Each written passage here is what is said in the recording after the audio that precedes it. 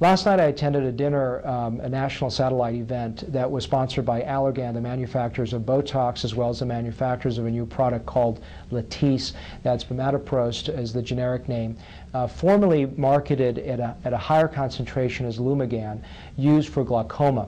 Latisse specifically is indicated for use for growing and thickening eyelashes, and it is something that is today just recently released. And what I was wanting to do is understand some of the potential adverse events or adverse effects that can occur with the new Latisse as compared to Lumigan.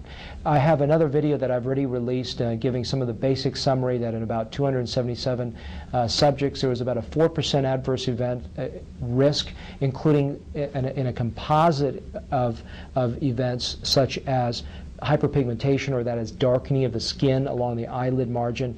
Number 2, there was evidence of some hyperemia or redness, redness and irritation to the eye, the eyeball itself, and those were sort of the big side effects that were reported. There was no evidence of iris, that's the color of the eye, darkening with this in this particular study. Doesn't mean it cannot occur, but it is something that did not occur in the study.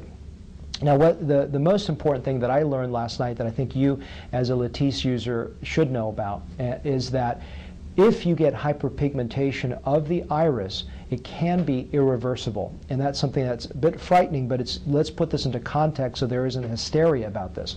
First of all, in the Lumigan studies, the incidence in Lumigan is 20 times the strength of Latisse. Latisse is only a 5% version of Lumigan, so it's a very, very small concentration of Lumigan.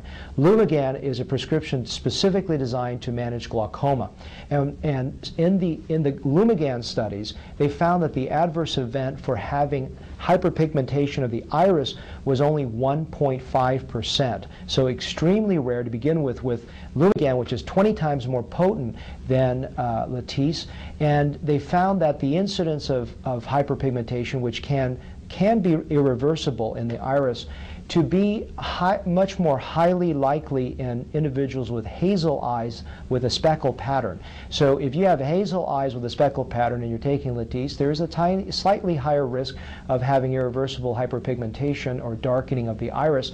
But in my opinion, I think it's something you need to consult your physician with, and still, given the studies, quite low in its likelihood. Some of the initial sort of shock fears was that you would take a blue eye and convert it into a brown eye. I don't think there's any reported incidence of that, even with Lumigan, but certainly possible.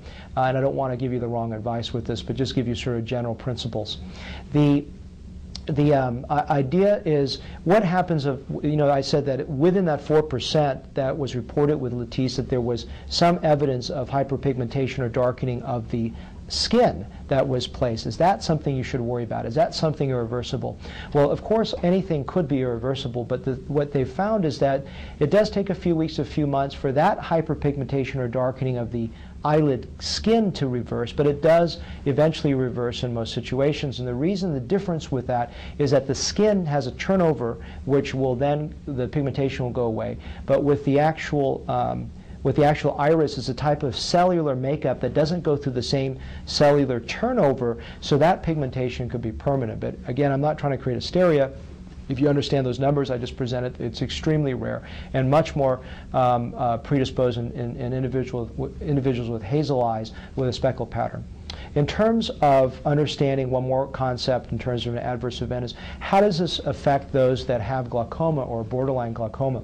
The very important thing, as I always say, is that this video is not meant to dispense medical advice, but basically to tell you the safety label warnings and for you to consult your ophthalmologist if you have any questions in terms of its effects with glaucoma.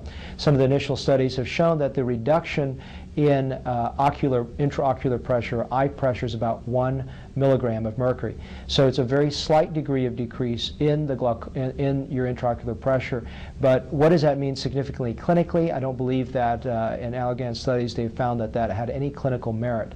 But again, if you have a history of glaucoma or low intraocular pressure or some other eye issue, you obviously, before you start Latisse, and even if you get a prescription in the states that require it, like Texas and New York, obviously it probably would behoove you to make sure your ophthalmologist would feel you're considered a safe candidate for that. So hopefully this short video is a good clarification to my last video on Latisse, to give you a little bit more about the prescribing information, give you a little bit more concrete information in terms of the adverse events, and it will help you understand whether you're a good candidate for having this or not. But you must consult your own physician to make sure that in collaboration with your physician you have the right information given to you.